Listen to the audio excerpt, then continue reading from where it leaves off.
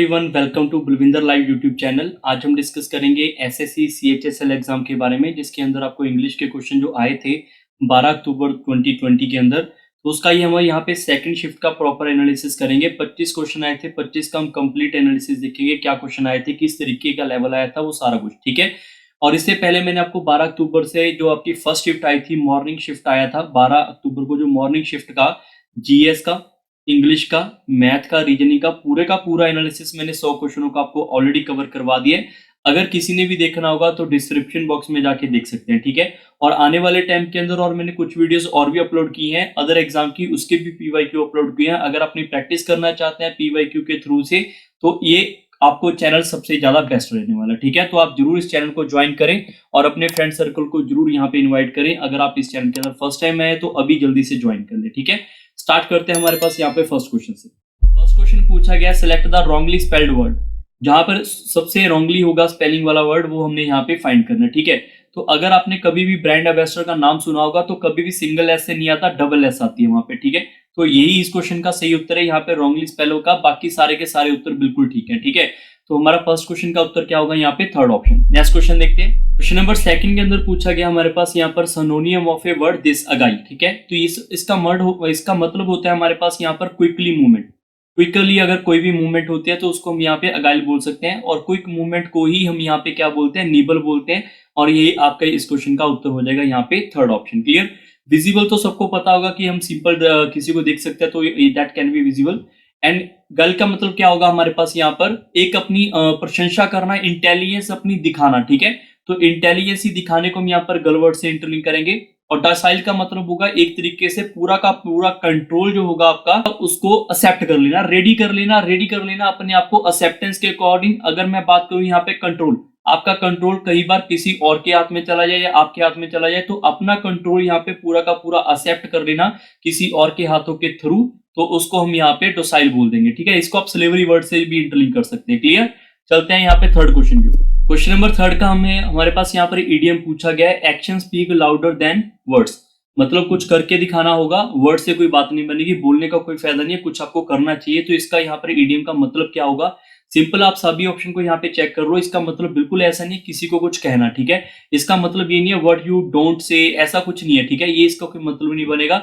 इसका मतलब सिंपल है कि बेहतर है कि आप यहाँ पे वर्ड से कोई बात मत करें, कुछ काम करके दिखाएं। तो सिंपल आपको थर्ड ऑप्शन यहाँ पे दिखेगा, what you do reveal the real you. तो that is our correct answer, option number third. Clear. चलते हैं क्वेश्चन नंबर 4 के ऊपर। क्वेश्चन नंबर 4 हमारे पास सिनोनियम पूछा गया है, सिनोनियम ऑफ फर्टाइल। फर्टाइल का मतलब होता है कि मान लो आप किसी कंपनी में काम कर रहे हो और आपको पता है कि यार वो पर्सन जो है वो आपका बॉस है, या कोई आपका सीनियर है या जूनियर, कोई भी हो सकता है, बट आपको एक फीलिंग आने लग जाती है यार उससे ना मैंने हाइड होके रहना है, अपने आप को यहाँ पे अवॉइड करके रखना है। तो वो फीलिंग जो होती है अपने आप को अवॉइड करवाना किसी और पर्सन से, उसको बोलते हैं यहाँ पे fertile. Clear.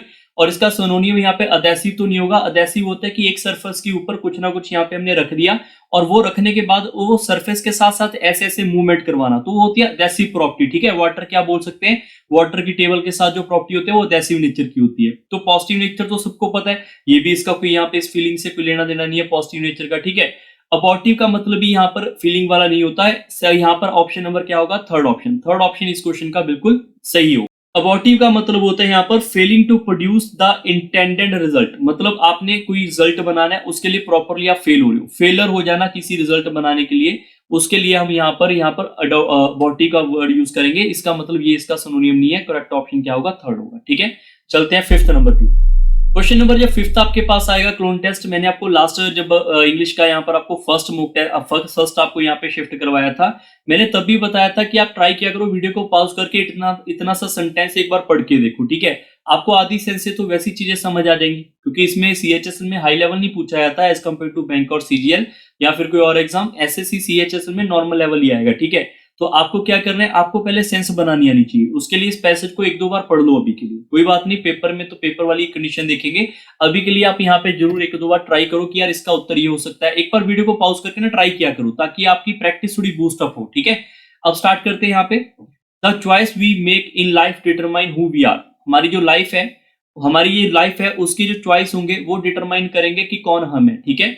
Once life is dash marked by the exemplary choice one has made. यहाँ पर देखो एक लाइफ जो है वो डैश मार्क के लिए हो गया एक्सम्पलरी। इसका मतलब होता है लाइफ को अच्छा बनाना। अपनी लाइफ को अच्छा बनाने के लिए हमें क्या करना पड़ेगा, यहाँ पर रेयरली काम थोड़ा करना पड़ेगा। रेयरली होता है कभी कभी काम करना। अगर कभी कभी काम करेंगे तो लाइफ की चॉइस हम अच्छी थोड़ा बना सकते हैं। तो ये ऑप्शन तो गलत हो गया हमारे पास। सेल्डम एंड नेवर भी गलत हो गया, क्योंकि हम अपनी लाइफ को अच्छा बनाएंगे तो ऑफ्टन काम करना पड़ेगा। ऑफ्टन का मतलब होता है यहाँ पर थोड़े थोड़े टाइम के बाद आपको काम करना, एक तरीके से मैनी टाइम्स काम करना, ठीक है। तो अपनी लाइफ को अच्छा बनाने के लिए यहाँ पे हमें ऑफ्टन ही काम करना पड़ेगा। Option number B will be the right answer. Clear. चलते हैं क्वेश्चन नंबर 6 के ऊपर। नेक्स्ट क्वेश्चन नंबर 2 को भी आपको यहीं पे पढ़ना पड़ेगा और लिखा हुआ है यहाँ पर one has dash made one's journey, मतलब वन हैज अपनी जर्नी के साथ वो क्या करे, टू वर्ड हो जाए, टू वर्ड नहीं आएगा। ये सारी की सारी प्रेपोजिशन है। इनटू का मतलब होता है कि यहाँ पर एक पोजीशन है उसके अंदर चल के यहाँ पे बाहर निकल जाना, मतलब एक तरीके से रूम में एंट्री लेना या ऐसे वहां पर यूज कर सकते हैं।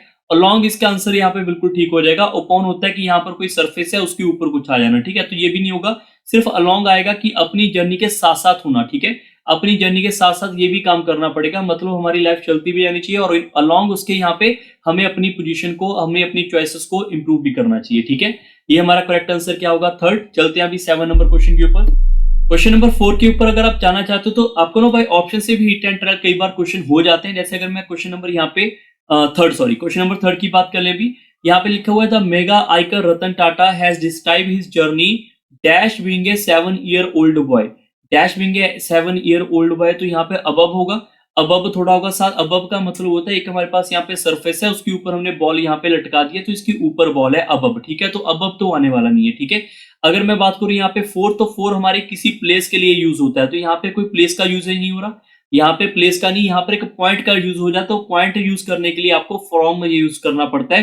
थूक यहाँ पे यूज किया जाता है, ये वहां पे यूज किया जाता है जहां पर आपके पास कोई ना कोई फैक्ट हो। तो फैक्ट वाली तो बात यहाँ पे भी नहीं कर रहे, तो ये भी ऑप्शन गलत, ये भी ऑप्शन गलत। फ्रॉम आएगा। फ्रॉम होता है एक पॉइंट, एक पॉइंट के ऊपर जब मैं बात करूं यहाँ पे फ्रॉम से बात करें, from being a 7-year-old boy, यही इसका प्रॉपर्ली सेंस बना पाएगा फ्रॉम, क्योंकि ये पॉइंट डिनोट करेगा, प्लेस और यहाँ पे फैक्ट नहीं है, ठीक है। तो ये ऑप्शन गलत होगी। Correct option number D is the right answer. Next question देखते हैं 8 नंबर।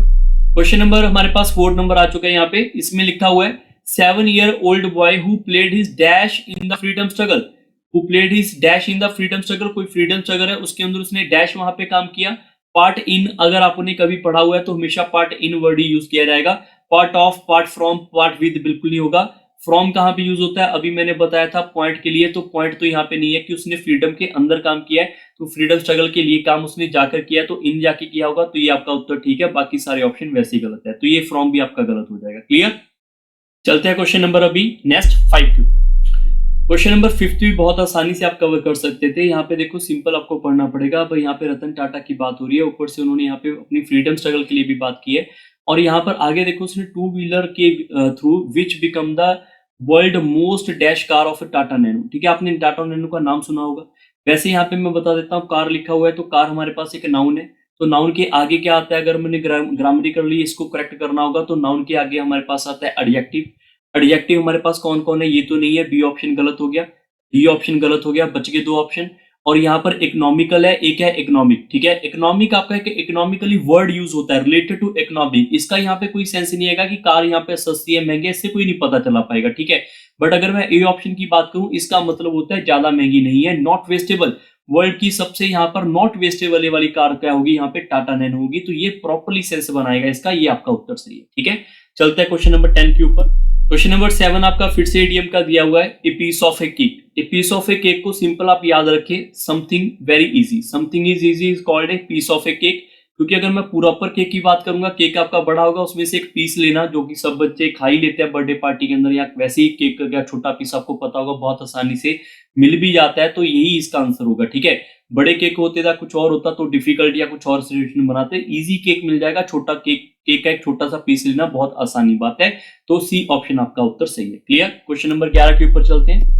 क्वेश्चन नंबर 11 को पढ़ लेते हैं। यहाँ पे लिखा हुआ है antonym of the given word. Antonym of A reserved का मतलब क्या होगा, अगर आपको इसका मतलब पता है तभी आप इसका इनवर्स या एंटोनियम फाइंड कर सकते हैं। एंटोनियम का मतलब है ओपोजिट फाइंड करना, ठीक है।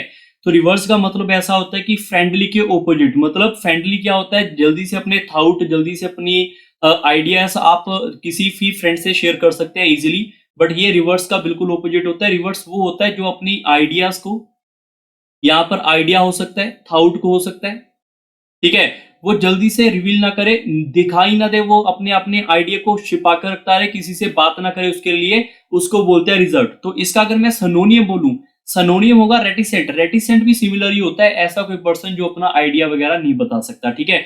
तो इसका उसने एंटोनियम पूछा था, एंटोनियम इसका फ्रेंडली बिहेवियर होगा, ये इसका सही उत्तर है। क्लियर। फॉरगिविंग का तो मतलब हर एक बच्चे को पता होगा। फॉरगिविंग का मतलब सिंपल है कि किसी को हमने फॉरगिव कर दिया, माफ कर दिया। कॉवर्डी का मतलब होगा यहाँ पे लैक ऑफ करेज, की करेज है, जो भी आपके पास हिम्मत है उसको हमने यहाँ पे अपनी हिम्मत नहीं दिखाई, तो ये भी इसका आंसर नहीं होगा, ठीक है। तो आई होप अगर आपको वर्ड्स का मतलब पता होगा तो जल्दी से आप इसका आंसर कर पाएंगे, ठीक है। क्वेश्चन नंबर 12 के ऊपर चलते हैं एक और। क्वेश्चन नंबर 12 के ऊपर चलते हैं। 12 नंबर एक पैरा जंबल का क्वेश्चन है। आपसे पूछा जा रहा है कि हमारे पास 4 सेंटेंस है, इनको करेक्ट फॉर्मेशन में, ऑर्डरिंग में हम कैसे लिख सकते हैं, इसको बोलते हैं पैरा जंबल, ठीक है। मैंने लास्ट में भी बताया था इसको कैसे हिट एंड ट्रायल करना चाहिए। जब भी आपके पास क्वेश्चन आएगा तो हमेशा सबसे पहला स्टेटमेंट वही होता है जहां पे फर्स्ट लिखा आपको मिले, या फिर ऐसा होता है जहां पे किसी की बात स्टार्ट हो, किसी का नाम स्टार्ट हो, ठीक है। राम लिखा होगा तो ठीक है, अगर ही लिखा होगा तो सेकंड वाला पर्सन सेकंड स्टेटमेंट हो जाएगा, ठीक है। राम लिखे वाले को हम फर्स्ट यूज कर लेंगे। जैसे फर्स्ट ऑफ ऑल लिखा है तो फर्स्ट ऑफ ऑल को हम यहाँ पे डी को हम फर्स्ट वर्ड मानेंगे, तो डी आपका पहला होगा, D and A option limited, D से स्टार्ट होगा सेंटेंस, ठीक है। First of all there is a volley of a guns announcing empire Bahadur Shah entry into the mosque. अगर एंट्री कर रहा है यहाँ पे कोई भी यहाँ पे एम्पायर जिसका नाम है बहादुर शाह, तो आगे क्या होगा, उसके आगे देखो सिंपल आपके पास लिखा हुआ है at the end of the platoons. ये तो इसका कोई मतलब नहीं है, एट द एंड नहीं, अभी तो एंटर किया उसने। एंटर करने के बाद क्या किया उसने, देखा यहाँ पे 2 डेकोरेटेड एलिफेंट उसके सामने खड़े हैं, तो इसका मतलब क्या होगा, बिल्कुल आपका बी ऑप्शन यहाँ पे सही बैठेगा, डी के साथ बी, कि एम्परर के साथ यहाँ पे 2 डेकोरेटेड एलिफेंट उनके सामने खड़े हैं, और उन एलिफेंट के पीछे अगर बात करें बिहाइंड देम यहाँ पर कैमल्स हैं जिन्होंने ड्रम एंड यहाँ पे स्मॉल गन जो है वो कैरी की हुई है, ठीक है। तो डी के साथ क्या आएगा, ए आएगा, और सी हमारा लास्ट में आ जाएगा, तो ऑप्शन नंबर आपका सी हो जाएगा। क्लियर। एक बार दोबारा से सेंस बनाओ, आपको और भी क्लियर होगा। चले अभी यहाँ पे 13 नंबर के ऊपर। 13 नंबर क्वेश्चन आपका ग्रामरिकल एरर से पूछा गया है। आइडेंटिफाई करके बताना है कि यहाँ पर आपका कौन सा स्टेटमेंट इनमें से रॉन्ग होगा। अगर आपने कभी भी ग्रामर के बारे में पढ़ा होगा, सबसे पहली कहानी आती है टेंस की, ठीक है। टेंस के अंदर भी अगर आपने पढ़ना होगा तो सब्जेक्ट वर्ब अग्रीमेंट आपको सबसे पहले पढ़ना चाहिए। तो आपको पता होना चाहिए what is noun, what is subject, what is object, what is verb, verb singular कब होती है, प्लूरल कब होती है, ये अगर पता होगा तभी क्वेश्चन बन पाएगा, ठीक है। और अगर टेंस नहीं पता तो आपको पता नहीं चलेगा ये यहाँ पर प्रेजेंट है, पास्ट है या फ्यूचर है। प्रेजेंट वो लिखा जाता है जो एक नॉर्मली आपकी नॉर्मली एक सही बात बोल दी जाती है, राइट बात, ठीक है। हैबिट को हम प्रेजेंट के अंदर बोल देते हैं, तो ऐसे इसकी कुछ कंडीशन है, ठीक है। अगर आप इस लाइन को पढ़ोगे तो ये आपके पास बन के आएगा यहाँ पे simple present, freedom of expressing meaning the right to express one own conviction and belief, this is what, this is a simple present. तो अगर सिंपल प्रेजेंट के बारे में आपको पता होगा कि यहां पर अगर मैं नाउन लिखूंगा तो वर्ब भी उसी के अकॉर्डिंग आएगी। ये तो आप सब बच्चों को पता है, जहां पे नाउन होगा वर्ब आएगी। कैसे आएगी, अगर नाउन हमारे पास यहाँ पे सिंगुलर होगा तो वर्ब भी सिंगुलर आएगी, अगर नाउन हमारे पास प्लूरल होगा तो वर्ब भी प्लूरल आएगी। अब यहाँ पे काफी बच्चों को एक डाउट होता है, उसको मैं डाउट को अभी क्लियर कर रहा हूं, ध्यान से आप समझ लेना, ठीक है। ये यहाँ पे अभी मैं पूरी एग्जांपल तो नहीं दे पाऊंगा, बट आपको थोड़ा बहुत आइडिया हो जाएगा। अगर मैं नाउन की बात करूं, अगर नाउन मेरे पास सिंगुलर है और एक जगह में नाउन मेरे पास प्लूरल है, तो पता कैसे चलेगा। अगर सिंगुलर है तो उसके साथ एस या ई एस नहीं लगा होना चाहिए, और अगर प्लूरल है तो उसके साथ एस या ई एस लगा होना चाहिए। इससे आपको नाउन के बारे में पता चलेगा सिंगुलर प्लूरल है। तो सर वर्ब में भी ऐसे ही होता है, वर्ब में ऐसा बिल्कुल भी नहीं होता। वर्ब के अंदर अगर मैं सिंगुलर की बात करूं तो वर्ब के अंदर सिंगुलर वर्ब उसको मान दिया जाता है जिसके साथ ई एस या फिर ई एस लगेगा, और यहाँ पे प्लूरल वर्ब उसको मान लिया जाता है जिसके साथ एस या ई एस नहीं लगता। तो ये काफी बच्चों को नहीं पता। आई होप आपको ये बेसिक थोड़ा सा पता चल गया होगा। अगर मैं यहाँ पर बात करूं फ्रीडम की, तो फ्रीडम हमारे पास यहाँ पे एक नाउन है, नाउन हमारे पास फ्रीडम कौन सा है, सिंगुलर है। अगर ये सिंगुलर है तो इसकी वर्ब हमारे पास मीनिंग से निकल के आएगी, क्योंकि एक्सप्रेस कर रहे हैं यहाँ पे मीनिंग को, और मीनिंग के साथ आईएनजी तो आएगा नहीं। क्यों नहीं आएगा, क्योंकि सिंपल प्रेजेंट है, सिंपल प्रेजेंट में आईएनजी नहीं आता, ठीक है। तो यहाँ पे हमारे पास सर क्या आएगा, फिर मीन आएगा। मीन क्यों आएगा भैया, अगर मेरे पास नाउन यहाँ पे सिंगुलर है तो वर्ब भी सिंगुलर आएगी, और वर्ब सिंगुलर वाली के साथ एस या ई एस लगा होना चाहिए, तो यहाँ पे मीन्स आएगा। मतलब आपका ऑप्शन नंबर ये ठीक रहेगा। करेक्ट ऑप्शन क्या आएगा इसका, बी ऑप्शन। आई होप आपको मैंने थोड़ा बहुत समझाया होगा, और इस चीज को नोट कर लो। आगे फ्यूचर में आपके इसके ऊपर जिक्र करते रहेंगे और धीरे धीरे प्रैक्टिस करेंगे तो और भी इंप्रूवमेंट हो जाएगी, ठीक है। चलते हैं यहाँ पे 14 क्वेश्चन के ऊपर। क्वेश्चन नंबर 14 हमारे पास पूछा गया यहाँ पर सेंटेंस इंप्रूवमेंट से। अगर उसमें से कोई इंप्रूवमेंट नहीं होगा तो हम यहाँ पे नो इंप्रूवमेंट का ऑप्शन भी लगा सकते हैं। तो सेंटेंस हमारा यहाँ से शुरू हो रहा है, the rising price of the essential food. और सेंटेंस को कहाँ से इंप्रूव करना है, जहाँ पे अंडरलाइन लिखा होता है, ठीक है।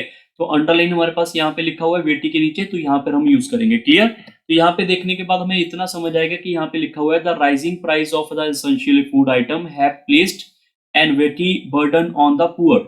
एंड वेटी बर्डन मतलब यहाँ पे हमारे पास जो पुअर होंगे, अगर यहाँ पे प्राइस का, यहाँ पे जो भी खाना खाते हैं हम, अगर उसका प्राइस बढ़ेगा तो पुअर पीपल के लिए यहाँ पे प्रॉब्लम क्रिएट होगा ही होगा। तो वेटी बर्डन होगा। वेटी बर्डन का मतलब आप सिंपली सेंस लगा के देखोगे यार, अगर पुअर होगा तो उसके लिए वेटी होगा, तो ये मतलब उसके लिए थोड़ा डिफिकल्ट टास्क होगा। तो डिफिकल्ट टास्क होगा तो वेटी तो नहीं आएगा। क्या ऐसा थोड़े कि वेट बढ़ गया उसका या बर्डन बढ़ गया वेट का, ऐसा नहीं हो सकता। हमें इसको इंप्रूव करना पड़ेगा, ठीक है। लाइटेस्ट तो हो नहीं सकता। लाइटेस्ट का मतलब क्या होता है, थोड़ा सा छोटा, जिसको हम छोटा इंप्रूवमेंट बोल देते हैं, या फिर उसका इंपॉर्टेंस कम होता है, या फिर बोल देते हैं उसकी वेट कम है, ठीक है। और ट्रिविल का मतलब ही नहीं होगा। ट्रिविल क्यों होगा यहाँ पे, ट्रिविल का मतलब ही क्या होता है, यहाँ पे छोटा होता है, लिटिल होता है, टिनी होता है, ठीक है। तो यहाँ पर करेक्ट आंसर क्या होगा, एनॉर्मस होगा। ये आपका इसका आंसर ठीक है। अगर मैं सिर्फ वेटी की बात करूं, ये कहाँ पे यूज होगा, ये भी आपका छोटे वर्ड के लिए यूज होता है, जहां पे हमारे लिए छोटा सा एक इंपैक्ट पड़े। छोटा इंपैक्ट पड़ने को हम वेटी वर्ड बोलते हैं, ठीक है, वेटी बर्डन। अगर ज्यादा बर्डन पड़ेगा तो उसको हम यहाँ पे इनॉर्मस बोलेंगे। तो करेक्ट ऑप्शन आपका सी रहा होगा, ठीक है। अब चलते हैं 14 के ऊपर, 15 के ऊपर। 15 नंबर क्वेश्चन आ चुके हैं। क्वेश्चन नंबर हमारे पास 15 बहुत आसान था, अगर आपको एनिग्मा का मतलब पता होगा। एनिग्मा का मतलब होता है हमारे पास हार्ड टू अंडरस्टैंड, मतलब किसी चीज को यहाँ पे डिफिकल्टी हो। अगर मान लो मैं आपको कंफ्यूजनल टाइप कुछ ना कुछ बताता जाऊं, आपके लिए हार्ड हो जाए समझना, तो उसके लिए हम एनिग्मा वर्ड यूज करेंगे। और इसका अगर एंटोनियम पूछा हुआ है तो उसका मतलब होता है ओपोजिट, तो ओपोजिट के लिए हम यहाँ पे क्लैरिटी वर्ड यूज करेंगे, सिंपल। बाकी ऑप्शन तो वैसे ही हमारे देखने से बाहर ही चले जाएंगे, सिंपल एक ऑप्शन से आपका आंसर आ गया, ठीक है। एनिग्मा का आंसर पता है, हार्ड टू अंडरस्टैंड। क्लैरिटी का मतलब होता है इजी टू अंडरस्टैंड। तो क्वेश्चन नंबर 16 के ऊपर चलते हैं।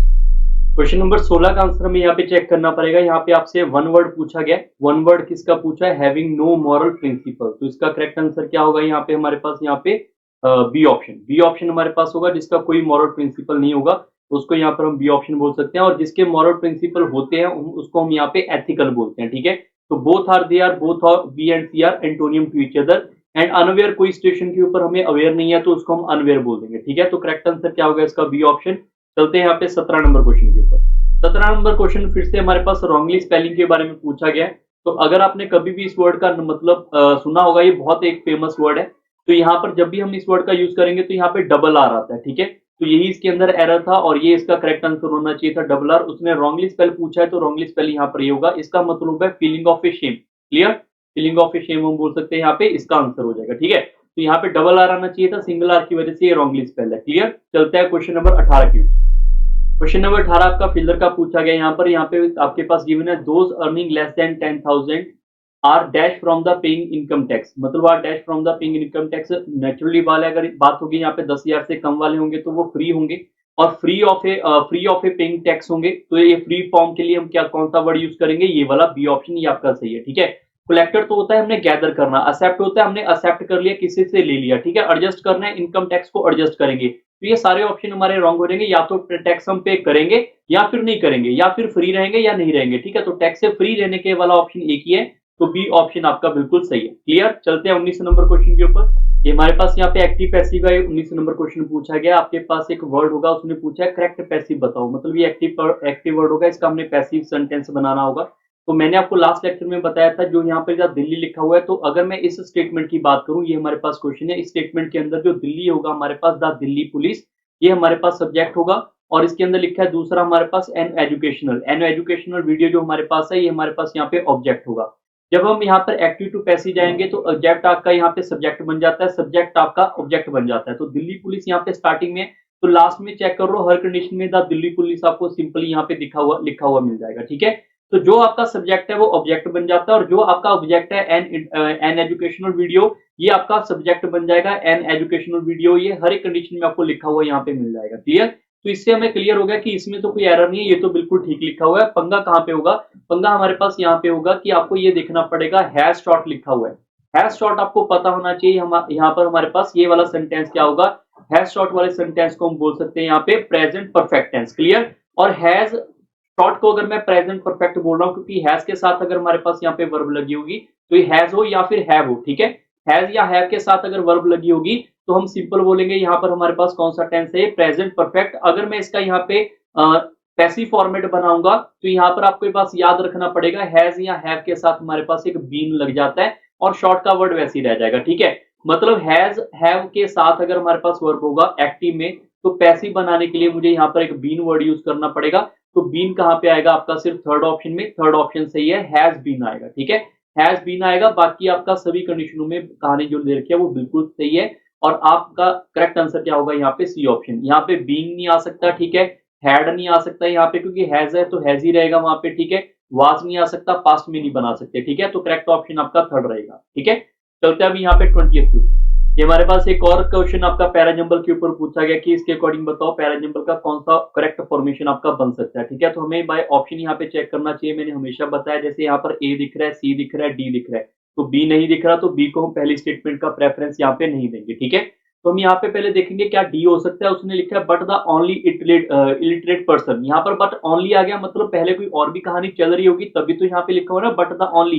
तो ये कहीं ना कहीं स्टेटमेंट के यहाँ पे आएगा, फर्स्ट सेंटेंस तो नहीं हो सकता, डी ऑप्शन, ठीक है। तो ये ऑप्शन एलिमिनेट हो गया। अगर मैं ए से सेंटेंस शुरू करूंगा तो ए चेक करो, in order to buy that cycle, कौन सा साइकिल, किसी साइकिल की बात हो रही है, तो यहाँ पर ए ऑप्शन भी नहीं होगा क्योंकि इससे पहले कोई साइकिल की बात हो चुकी है। तो A option, B option is also eliminated, clear. अब जो क्वेश्चन ऑप्शन बच गए आपके पास वो बचा है सी और डी, तो ये ऑप्शन तो एलिमिनेट हो ही गए। अगर मैं यहाँ पे सी को उठाऊं, यहाँ पे सी के अकॉर्डिंग देखो, यहाँ पे the film Dutch is about a young Iranian villager boy, तो दैट इज ए स्टेटमेंट, क्योंकि यहाँ पर हम ऑप्शन दूसरा उठा ही नहीं रहे तो सी ऑप्शन ही आएगा पहला वर्ड। तो ये तो क्लियर है कि सी यहाँ पे आएगा। उसके बाद बी आएगा या ए आएगा, फिर से चेक करना पड़ेगा। तो आप फिर से एक बार स्टेटमेंट को पढ़ के देखो, तो फिल्म जो हमारे पास डच है वो एक यंग ईरानियन विलेजर बॉय की है, जिसको यहाँ पर क्या चाहिए, in order to buy that cycle, और he need a bicycle, he need a bicycle, उस बाइसाइकिल को ऑर्डर करने के लिए उसको यहाँ पे आगे स्टेटमेंट चाहिए, ठीक है। तो यहाँ पर पहले उसको साइकिल चाहिए होगा तभी तो साइकिल की बात करेगा, इसका मतलब पहले बी ऑप्शन आएगा यहाँ पे, क्लियर है। बी आएगा, उसके बाद ए आएगा, फिर डी आएगा। क्यों ए और डी मैंने सिलेक्ट सीधा कैसे कर लिए, अगर यार सी के साथ बी आ रहा है तो मैं सीधा ऑप्शन ये उठाऊंगा ना, सी से साथ ए वाला ऑप्शन तो उठाऊंगा नहीं, तो इसकी मतलब ये थर्ड ऑप्शन आपका बिल्कुल सही है, क्लियर। यहाँ पे आप चेक कर सकते हैं, he need a bicycle to win a bicycle race which would help her pay off his father debt, तो ये आपका स्टेटमेंट बनेगा। और आगे उसने बोला अगर उसको यहाँ पर ये रेस के लिए बाइसाइकिल चाहिए, रेस जीतकर वो अपने फादर के डेप्ट को खत्म कर सकता है, तो उस बाइसाइकिल को बाय करने के लिए उसको क्या चाहिए, उसने एक प्लान किया कि plan to win some prize money by teaching on illiterate person how to read and write. जो इलिटरेट पर्सन थे उनको उनको बताया कि तुमने कैसे पढ़ना है, कैसे यहाँ पर लिखना है, उनसे उन्होंने पढ़ा के वो विन प्राइज किया और प्राइज जीतकर उसने फिर बाइसाइकिल लेनी है। बाइसाइकिल क्यों लेनी है ये आपको सेकंड स्टेटमेंट में क्लियर होगा, क्लियर। तो आई होप सबको ये समझ आ गया सी ऑप्शन कैसे है। क्वेश्चन नंबर 21 के ऊपर चलते हैं। क्वेश्चन नंबर 21 के अंदर सेंटेंस इंप्रूवमेंट पूछा गया, तो सेंटेंस इंप्रूवमेंट कहाँ पे करनी है, जहाँ पे अंडरलाइन आपके पास स्टेटमेंट में कोई वर्ड लिखा हुआ है, जैसे यहाँ पे डिसीज लिखा हुआ है, ठीक है। तो यहाँ पर India has lost A veteran actor with the disease of dash Shriram लागू, ठीक है, विद द डिसीज ऑफ ए श्रीराम लागू। अब आप यहाँ पर एक चीज समझ के देखो, अगर यहाँ पे Indian has lost A veteran actor बोला जा रहा है तो यहाँ पे ये डिसीज आएगा या फिर कोई और वर्ड आएगा, ठीक है। मतलब आपको ये इनका मतलब पता होना चाहिए कहाँ कहाँ पे ये वर्ड यूज होते हैं, ठीक है। तो सबसे पहली बात हमारे पास ये पता होनी चाहिए कि डिसीज का मतलब होता है यहाँ पे नो लॉन्गर लिविंग, जो यहाँ पे लिविंग करना बंद कर चुका है, नो लॉन्गर लिविंग, इसका मतलब हमारे पास ये होता है, ठीक है। क्या ये इंप्रूवमेंट होगा या नहीं होगा आगे चेक करते हैं। कभी भी कोई एक्टर होता है या पर्सनैलिटी होता है, कोई पर्सन होता है, कभी हम उसको एक्सपायर तो नहीं बोलते, ठीक है। और हम यहाँ पर इसको भी नहीं बोलेंगे। और ये एक होता है हमारे पास डिमाइस वर्ड, और इसमें आपका बिल्कुल सिमिलरली टाइप है, ठीक है, बिल्कुल सिमिलर टाइप है, ऐसा नहीं कि दोनों में कोई फर्क होगा। सिमिलर टाइप कैसे होंगे, अगर मैं बात करूं यहाँ पे डिमाइस की, डिमाइस का मतलब ये होता है यहाँ पर कोई ऐसी चीज जो कि अभी खत्म हो चुकी है, किसी की एक्टिविटी जो है वो एंड हो चुकी है, एक्टिविटी को एंड को हम यहाँ पे डिमाइस बोल देंगे। बात समझ आ रही है। अगर यहाँ पर मैं नो लिविंग की बात कर रहा हूँ तो यहाँ पर India has lost A veteran actor with the disease of Shriram लागू, यहाँ पर श्रीराम लागू होने की वजह से वो इंडियन एक्टर को लॉस कर रहे हैं, इंडियन एक्टर की डेथ नहीं हो रही, इसके बारे में कोई इन्फॉर्मेशन नहीं है, तो लिविंग के बारे में नहीं बताया जा रहा, बट एक एक्टिविटी थी श्रीराम लागू की जो कि वेटरन एक्टर थे, उन्होंने लॉस किया, तो यहाँ पर कोई एक्टिविटी का एंड हुआ है, इसका मतलब आपका डिसीज का ऑप्शन क्या होगा, ये वाला होगा, मतलब डी ऑप्शन आपका बिल्कुल सही रहेगा, क्लियर। और अगर मैं बात करूं यहाँ पर आपके पास थर्ड ऑप्शन की, तो थर्ड ऑप्शन का मतलब होता है, थर्ड ऑप्शन का मतलब हमारे पास होता है कोई ऐसा स्टेट या फिर फैक्ट जिसकी वजह से कुछ और खराब हो जाए, या कोई किसी को खराब कर दे, समथिंग को खराब कर दे या समवन को खराब कर दे, कोई ऐसा स्टेटमेंट, हम ऐसा फैक्ट बोल सकते हैं, वो होगा। तो इसका लिए ये भी ऑप्शन आपका सुटेबल नहीं है, आपका एग्जैक्ट ऑप्शन नंबर डी ही आएगा। ठीक है, चलते हैं 22 नंबर के ऊपर। हमारे पास यहाँ पे पूछा गया कि हमारे पास एक direct information, direct sentence given है, इसे हमने इनडायरेक्ट बनाना है। ठीक है, तो ज्यादा आपको यहाँ पे समझने से बेहतर है कि आप इस चीज को सिर्फ याद रखें कि अगर मुझे यहाँ पर देखो स्टेटमेंट पढ़ने के बाद मुझे यहाँ पे दिख रहा है हैज लिखा हुआ है, और यहाँ पर हैज का अगर आपने कभी भी डायरेक्ट टू इनडायरेक्ट बनाया होगा तो हैज का वर्ड हमारा हैड में कन्वर्ट होगा ही होगा, और हैड आपके पास कहाँ पे लिखा है, यहाँ पे तो इज लिखा हुआ है, ये भी गलत हो गया। ये हमारे पास हैड लिखा हुआ है, ये हमारा आंसर हो सकता है। ठीक है, यहाँ पर हमारे पास वॉज लिखा है, ये भी गलत है। हैज में नहीं रहेगा, हैज हमेशा आपका हैड में कन्वर्ट होता है। सिर्फ एक ही ऑप्शन आपके पास यहाँ पे दिखाई दे रहा है, वो है करेक्ट ऑप्शन बी। तो बी आपका इस क्वेश्चन का उत्तर यहाँ पे बिल्कुल सही रहेगा। क्लियर। अब मैं आपको यहाँ पर एक स्टेटमेंट और बता देता हूँ। अगर मैं हैज की बात कर रहा हूँ, हैज के साथ यहाँ पे बीन लिखा हुआ है, ठीक है, तो हैज बीन आपका कन्वर्ट होता है हैड बीन के अंदर, डायरेक्ट टू इनडायरेक्ट, ये चीज आप याद रखें। और अगर मैं बात करूं हैज बीन, तो हैज बीन आपके कौन से टेंस में आएगा, यहाँ पे हैज बीन आ जाएगा हमारे पास यहाँ पे प्रेजेंट परफेक्ट कॉन्टिन्यूस। ठीक है, लिख सकते हैं आप यहाँ पे हैज बीन की बात कर रहे हैं, हैज बीन होगा प्रेजेंट परफेक्ट कॉन्टिन्यूस टेंस। तो प्रेजेंट परफेक्ट कॉन्टिन्यूस जो टेंस होगा वो आपका पास्ट कॉन्टिन्यूस में टेंस, पास्ट में कन्वर्ट हो जाएगा, पास्ट प्रेजेंट कॉन्टिन्यूस। ठीक है, चलते हैं क्वेश्चन नंबर 23 के ऊपर। क्वेश्चन नंबर 23 हमारे पास ग्रामेटिकल एरर के बारे में पूछा गया। My hotel in Goa had a wonderful view of the sea in the window. In the window यहाँ पर कुछ सेंटेंस आपका ठीक नहीं रहेगा, क्योंकि विंडो के अंदर थोड़ा यहाँ पे आपको व्यू दिखाई दे रहा है। तो जब आपके पास इन लिखा मिला तो यहाँ पे कुछ अच्छा सा भी नहीं देखा, पढ़ने को भी नहीं लग रहा, तो यही आपका उत्तर होगा। बट फिर भी मैं आपको यहाँ पे क्लियर बता रहा हूँ, जब हम यहाँ पे कभी भी इन यूज करेंगे, इनका मतलब होता है जैसे बकेट है, बकेट के इन साइड, ठीक है, इन यूज कर सकते हैं, तो वहां पे हम यूज कर सकते हैं। तो जब हम कोई डायरेक्शन को देखते हैं ना, तो डायरेक्शन को देखने के लिए अलग अलग पॉइंट यूज होते हैं। जैसे कि मैं आपको पॉइंट बताता हूँ, लाइक एक वर्ड होगा हमारे पास यहाँ पे एट, ठीक है, मान लो एट, यहाँ पे कई बार आपका सेंटेंस इंप्रूवमेंट बनाया जा सकता है, लिखा जा सकता है कि यहाँ पे एट द विंडो हो सकता है या नहीं हो सकता। तो डिपेंड करता है कि आप किस कंडीशन में देख रहे हो किसी चीज को, ठीक है, वो बहुत अच्छा डिपेंड करता है। एक होता है एट हमारे पास, दूसरा होगा हमारे पास ऑफ दी विंडो, यहाँ पे ऑफ भी लिखा जा सकता है, ऑफ दी विंडो भी हो सकता था। और हमारे पास हो सकता है to the window, to the window भी हो सकता है हमारे पास, यहाँ पे डिपेंड करेगा। और हो सकता है by the window, by the using of window, by the window, ठीक है, वो भी हो सकता है हमारे पास। एक हमारे पास होगा यहाँ पर इन द विंडो, एक हमारे पास होगा यहाँ पे फ्रॉम द विंडो। तो इनमें से कोई भी लगा सकते हैं, ये हमारे पास 6-7 मिनट लिख दिए, इनमें से कोई भी लगा सकते हैं, सारे के सारे ठीक लगेंगे। But you have to remember that हर एक की कंडीशन अलग अलग होती है। अगर मैं बात करूंगा यहाँ पे at the window, at the window का मतलब आपके पास होता है किसी लोकेशन को दिखाना। एट द डोर, डोर से खड़े होकर हम किसी को देख रहे हैं। एट द विंडो नहीं होगा, विंडो से तुम बाहर को देखेंगे, विंडो के ऊपर थोड़ा खड़े होंगे, विंडो एक आपकी लोकेशन थोड़ा डिसाइड करेगा, तो यहाँ पे एट नहीं आएगा। ठीक है, ये बात आपको समझ आनी चाहिए। एट इसलिए नहीं आया, मैंने आपको क्लियर किया, और एट कहाँ कहाँ पे आता है वो भी क्लियर। ठीक है, अगर बात करूं यहाँ पे सर टू कहाँ पे आएगा, टू आएगा डायरेक्शन कि उधर हमने, हम यहाँ पर जैसे एरो है, एरो बना दिया, हम इस डायरेक्शन में जाएंगे, तो टू आएगा वहां पे उसकी डायरेक्शन डिनोट करने के लिए कि इस साइड हमारे पास है, टू दी विंडो, विंडो की और की साइड है। ठीक है, तो वो टू लगाया जा सकता है। ठीक है, अगर बाय का बात करेंगे तो बाय हमारे पास यूज होगा एक तरीके से जहां पे हमारे पास टाइम शो होगा कि शाम को ही ऐसा होता है, मॉर्निंग ऐसा होता है, जब टाइम के साथ इंडिकेशन करेंगे तो बाय लगाएंगे। ठीक है, अगर मैं बात करूं आपके पास ऑफ की, तो ऑफ हमारे पास ऑब्जेक्ट के लिए होगा कि विंडो के पास कोई ऑब्जेक्ट है, ऑफ दी विंडो, विंडो के साथ पड़ा हुआ है, विंडो के आसपास पड़ा हुआ है, तो उसको हम यहाँ पे ऑफ लिखेंगे। साथ ऑफ मतलब साथ के साथ, ऐसा नहीं कि उसका मतलब ऑफ का मतलब साथ होगा, एक ऑब्जेक्ट की तौर से हम यहाँ पे ऑफ लिखेंगे। बट यहाँ पे कोई ऑब्जेक्ट नहीं है, हम यहाँ पे किसी व्यू को देख रहे हैं जो कि सी है, तो यहाँ पे ऑफ भी नहीं आएगा। इन मैंने आपको पहले बता दिया गलत है, तो यहाँ पे आएगा फ्रॉम। फ्रॉम का मतलब आपको सभी बच्चों को पता होना चाहिए, ये हमारे पास एक पॉइंट होता है कि हम यहाँ पे एक विंडो के एक पॉइंट से हमारा जो सी का व्यू देख सकते हैं। तो करेक्ट आंसर क्या होगा, फ्रॉम दी विंडो आना चाहिए था, इन दी विंडो आंसर यहाँ पे गलत रहेगा। ठीक है, क्वेश्चन नंबर नेक्स्ट हमारा 24। ये क्वेश्चन तो मेरे ख्याल से आप में से सारे बच्चे इसको ठीक कर सकते हैं। Using right hand left hand equally well, उसको हम क्या बोल सकते हैं, एक तो वन वर्ड बोलते हैं। वन वर्ड के अंदर क्या आएगा, हमारा ए ऑप्शन ही आएगा, क्योंकि जो बच्चा यहाँ पे राइट और लेफ्ट हैंड यूज इक्वली कर रहा है उसको लेफ्ट हैंडेड थोड़ा बोलेंगे हम, इन एक्सपर्ट थोड़ा बोलेंगे, एक्सपर्ट थोड़ा हो जाएगा, वो एक्सपर्ट तो होगा ना दोनों हाथ वाला, तो इन एक्सपर्ट तो बोल नहीं सकते, और स्किल वाला पर्सन होगा, अनस्किल तो वैसे नहीं बोल सकते। फिर बच्चे एक ऑप्शन हमारे पास ये इसका उत्तर होगा। ठीक है, चलते हैं क्वेश्चन नंबर 25 के ऊपर। क्वेश्चन नंबर लास्ट हमारा 25 आ चुका है यहाँ पर फिलर का। The teacher dash the student for cheating. अगर आपको इनके मतलब नहीं पता तो आप मे बी इसके अंदर कंफ्यूज हो सकते हैं। प्रेस तो नहीं होगा, कोई भी टीचर प्रेस तो नहीं करेगा कि चीटिंग करो, ये तो आप एलिमिनेट कर सकते हैं, ठीक है। अगर मैं बात करूं यहाँ पे रिफ्यूज, जो टीचर है वो बच्चों को कह रहा है, रिफ्यूज कर रहा है चीटिंग के लिए, रिफ्यूज करने से कुछ नहीं होगा, और वैसे भी रिफ्यूज वर्ड यहाँ पे सेंस वाला भी पार्ट नहीं बनाएगा, ठीक है। बच्चे के हमारे पास यहाँ पे दो option B and D. B option हमारे पास होगा एक तरीके से विटनेस। तो अगर यहाँ पे अभी स्टूडेंट ने चीटिंग करनी है, अगर नहीं की है, हमें उसके बारे में पता नहीं, तो हम उसको विटनेस कैसे क्लियर करें? मतलब उसको हमने अपराधी मान लिया कि यार यही बंदा है, इसने चीटिंग किया। अभी तो उसने बोलना है टीचर ने कि यार चीटिंग वगैरह मत करो या चीटिंग करो, तो उसने अभी एक्सप्रेस करना है टीचर ने। तो टीचर एक्सप्रेशन के लिए एक वर्ड यूज आप यहाँ पे याद रख लें, डी ऑप्शन। डी ऑप्शन आपका सही है, जिसको हम बोल सकते हैं एक्सप्रेस।